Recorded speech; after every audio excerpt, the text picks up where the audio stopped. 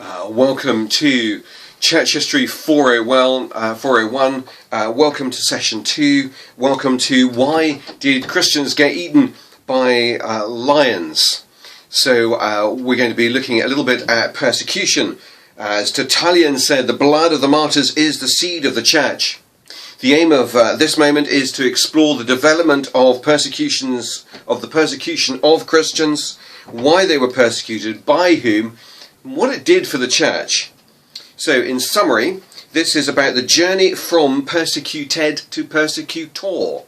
It starts with the persecution of Christians by Jewish groups, then to sporadic, localized, mob-based Roman persecution of Christians and Jews, and then to a systematic persecution of Christian leaders and churches, and then to empire-wide persecution of all Christians. And finally, we see Constantine converted. And then we see the persecution of pagans by Christians. And also, we see persecution of different sorts of Christians by other Christians. Sometimes the heretics are in power, sometimes the Orthodox believers are in power. So we're going to look at some of those over the next 2 or 3 sessions. But firstly, we start off with trouble from without. The pagan perception of Christianity. The Roman Empire was very tolerant in its understanding of the multifarious religions that there were around the known world at that time. So that was fine. Jews were given a special dispensation, religio licita, a legal religion, so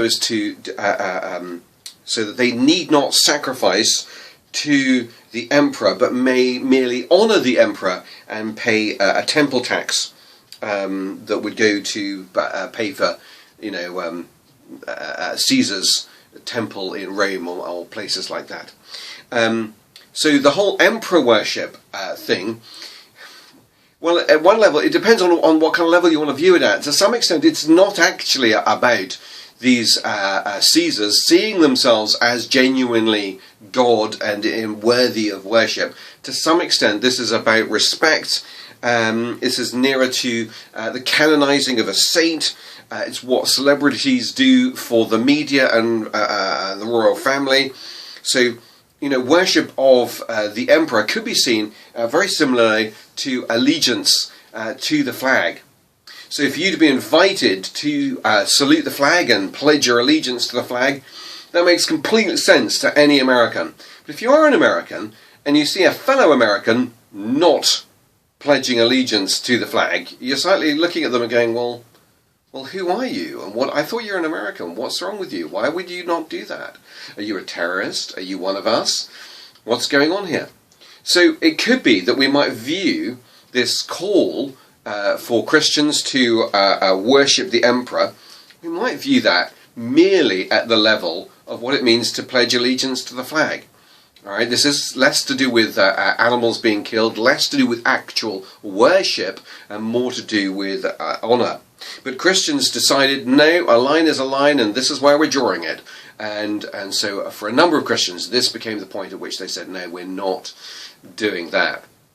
Whilst they were in the shadow of being a Jewish sect, that was fine because they were able to say we're Jews, they were able to pay their tax, that's fine. And as they came out of the shadow of being Jewish, then they had to say, well, actually, we're not Jews. Well, what are you? Are you pagans? Either you're pagans or you're Jewish. What are you?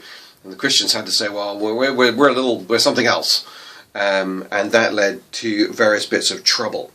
So we get to Nero, and you can read a reference to Nero here in my notes. This is, currently on page 5 of my PDF, but who knows what page it will be on by the time I've managed to make some adjustments and put up onto the Moodle the full lecture notes. But it could be on page 5. And when you see it, you'll see things like, page 5, you've got this quote here. Since the Jews constantly made disturbances at the instigation of Chrestus, he expelled them from Rome. Okay, and a bunch of other quotes. What I want you to see here is what comes in brackets afterwards. Suetonius, and then the life of Claudius. So Suetonius is the author of a short work, The Life of Claudius. 25.4. Okay, maybe it's not a very short work. Maybe it's quite a long work.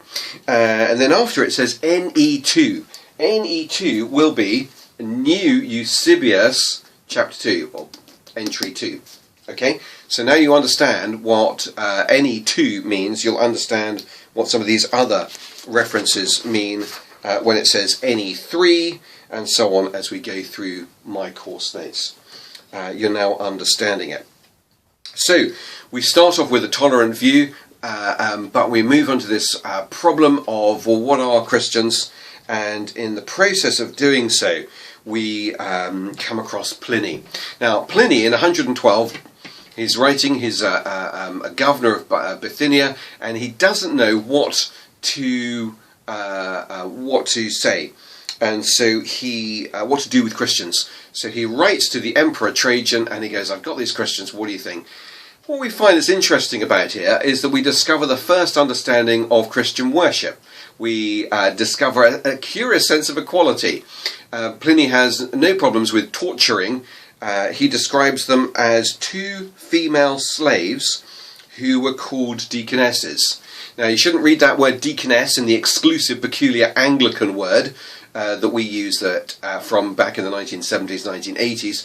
You should read that word as a female deacon. So what we have here at the very beginning of the church is an interesting form of equality, slaves being co-leaders of a church in their deacon capacity, and we see them as deacons. So slaves, women, deacons, interesting bit of equality and leadership going on there. And what we see after Pliny is we see some examples of early Christian martyrdom. Ignatius of Antioch writes about this, about his own desires for martyrdom in his letters. You're particularly looking for the letters to the Romans, chapter 4 and chapter 5. Not the Bible one, Ignatius of Antioch's letters to the Romans. You're looking for Polycarp of Smyrna, whose martyrdom gets its own separate book, The Martyrdom of Polycarp. It's very short, it's very readable, and you've got some quotes here about how he comes to die. Now, those of you who saw the film Gladiator will remember Marcus Aurelius, who is the emperor at that point. And during his reign, there is some mob violence, 177 AD in France, in Gaul, in Lyon. And in this place, there's a riot, and it results in lots of Christians being killed. And whilst this is happening, Irenaeus of Lyon is busily working his way to Rome in order to become Bishop of Lyon. So that's why he's not part of this story. And in this period, we have the martyrdom of Blandina. And probably in your notes is a picture of somebody's artistic suggestion of what. So Blandina finds herself persecuted and tortured in different ways, and finally she is tossed. She's put into a net and tossed by bulls. One of the feedbacks that we've had from one set of students one year when I did this course is they were quite upset about how much persecution happened. Now look, I really don't know how to help you with this, because persecution happened and it happens, and it is upsetting. And so if you find yourself being upset by some of the stuff in the course material, then you need to get hold of your tutor and your vicar and talk this through. But this is what happened, and that's part of the problem of looking at history. We don't get to shy away from some of the difficult stuff, and you'll see we will shy away from some. We'll try not to shy away from some of the stuff where we as a church have got it wrong as we go through this. Now, here's your problem. You get to Decius, the Decian persecution, around 250.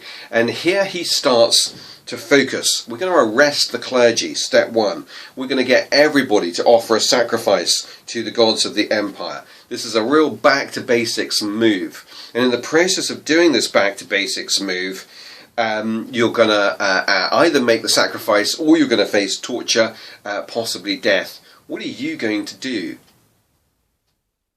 So it's all very easy, isn't it, when we're doing history, because that's them, not us. But we are constantly faced with compromises and how we want to show our faith, but we don't want to show our faith in such a way that Facebook proceeds to slap us hard and shut us down. And we're trying to find a way in which we show the love of God. And so invariably there are little bits of compromises that happen along the way. And so what would you be doing? Would you be going, I'm enjoying the quiet life, I will make the sacrifice? Now, we think there are three categories here. There's the sacrificati, those who went, look, I'm just killing an animal, we do that all the time, and so I'm just going to do that. There you go. The sacrificati. We get the libellatici. These are the people who go, if I can get hold of a piece of paper that says I did the sacrifice, I did the worship, and I can show you my piece of paper that says I'm good, then you'll leave me alone. So there's a sort of black market certificate giving you a libellus saying you've done the sacrifice. And then you've got your tragitores. Tragitores don't really come into this particular category of persecution, but they will come in later. The tragitores, they are the traitors to the faith. They hand over the sacred texts, the chalices, and they become more relevant when we get to the persecution, the great persecution of 303. So you've got to work out what it is that you're prepared to do. Now, one thing you could do is you could just say, well, stuff you, martyr me. I've got Jesus in my life. I'm not afraid of death. Bring it on. Now, so lots of people did get martyred, and there's a problem at some stage where there's queues of people queuing up to be martyred, so much so that somebody has to say, look, you're missing the point. Being a martyr is about being a witness for your faith. It's not just dying for your faith. Anybody can die. We're not looking for people just to die. We're looking for people to be a witness to their faith. So if you're going to get martyred, make sure that you do it right, and don't just do it for the purposes of dying. And so there's stuff that tries to address that. But what begins to annoy Bishop Cyprian of Carthage is a group of people known as the Confessors. They're not a group, they in terms of let's have a meeting of the Confessors. There's no group of Confessors, but these are people who have been persecuted for their faith, tortured for their faith. They're still in prison, quite likely through all of this. But nonetheless, they are being visited, because if you want to eat in prison, you need to have friends on the outside who are going to bring food and care to you. And so these confessors, they find themselves having stuff brought to them. And in the process of which, they have this view, you the confessor, you have been tortured for your faith in Jesus, and you have held the faith. And so you are a man, a woman of great faith, and so I would like to confess my sins to you, and for you to speak God's forgiveness and love over me. And so we still see this today in certain churches. You'll see visiting preachers who've come, and they've come from places where it's difficult to be a Christian, and they've been there, and you can see how everybody greatly admires those people, because they know how to be a Christian in that difficult setting, and so they revere them far more so than the local vicar. Fair enough, why not? I certainly follow that logic. But here's why it gets on Cyprian of Carthage and his wick. Because what he begins to see is power being taken away from the bishops who are trying to make sure that the church is good and safe and being a proper witness to Christ. But these confessors seem to find a voice over it all. And this begins to annoy Cyprian. Now, you've got to bear in mind that Cyprian is the one, being the bishop. The bishops are the ones who get to say whether or not you can come back to church. So you actually were not a confessor. Instead, you were a sacrificati, a libellatici. And then the persecution subsides, and you go, oh, I miss church. I'd like to go back to church now. Can I come back to church? How are you going to come back to? How are you going to show your face in church again when you were one of these? How are you going to do it? So Cyprian of Carthage gathered a council of bishops together, and they came up with some ideas about how they were going to readmit the libellatici, the sacrificati, and they had these ideas. Trouble was, there was a fresh plague and then another wave of persecution, and so it just left the bishops going, oh look, fine, just come in, don't worry about it. And so they ended up being a bit looser in that regard. So we have come to the end of section 2. Why did Christians get eaten by lions? In our next section we will look at where did our bishops and our Bible come from. That'll be section 3.